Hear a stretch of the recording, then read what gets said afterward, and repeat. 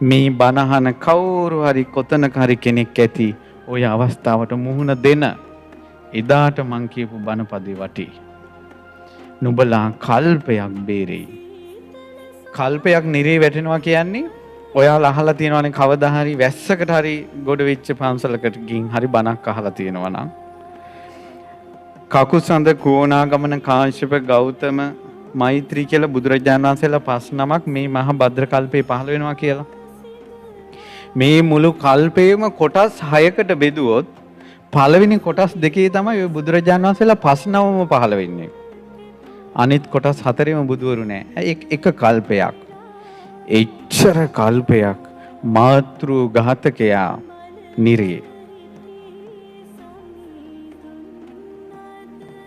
කියන්නම් මේ බටහිරට අහුවෙච්ච නිසා වෙන දේවල්.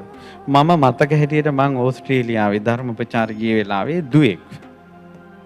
එක අම්මා කෙනෙක් ආවා. අම්මා ඇවිල්ලා වැඳලා සතුටෙන් කතා කරලා කිව්වා ස්වාමීනි මං නම් දුවට කියලා තියෙන්නේ මට සැනසෙල්ලේ මැරෙන්න දෙන්න කියලා. මට අමාරු වුණොත් ඉන්ජෙක්ෂන් එකක් හරි ගහන්න කියලා මං දුවට කියලා තියෙන්නේ කිව්වා.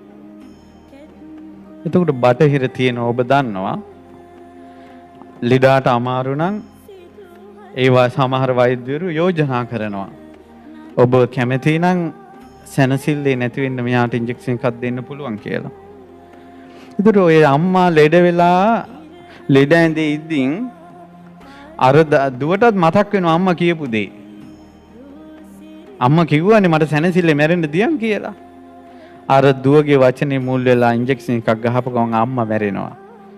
කරුණාවෙන් කළේ ආදරෙන් කළේ ආදරේද කරුණාවද කියන එක නෙමෙයි චේතනාම් භික්ඛවේ කම්මං වදාමි කිව්වේ. චේතනාව කියන්නේ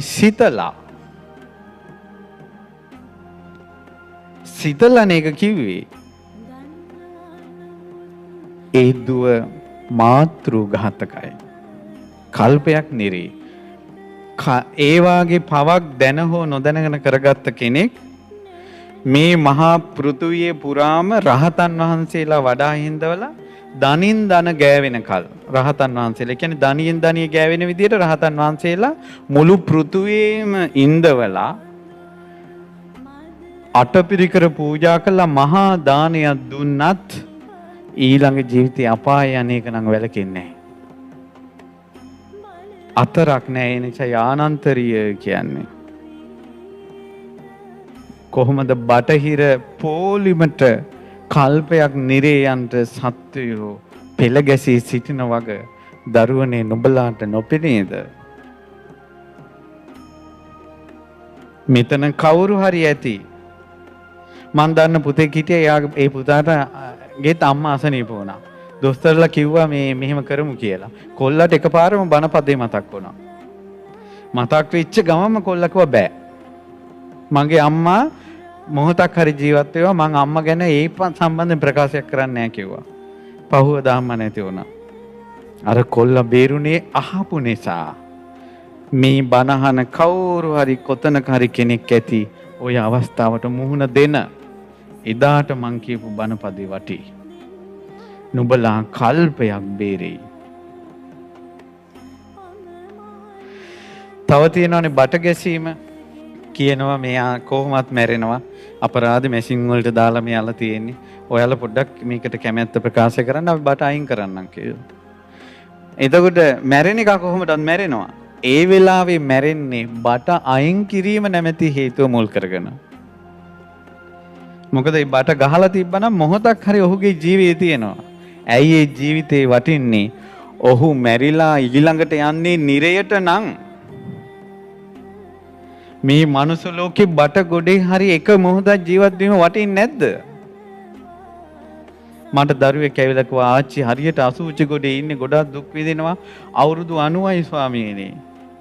අපේ ආච්චි හරි පව්කාරයි නේද කියලා කිව්වා. මං කිව්වා නෑ පුතා. එහෙම හිතන්න එපා. උන්ද කර්මානුරූපව මැරිලා ඊළඟට යන්නේ නිරයට නම් ඔය අසුචි ගොඩේ ඉන්න එක සැපයි. ඒ නිසා අසරණයි පින්වත්නි මේ ලෝක සත්වයා. නිරේත යන්ටමයි පාර හැදිලා තියෙන්නේ. කල්පයක්.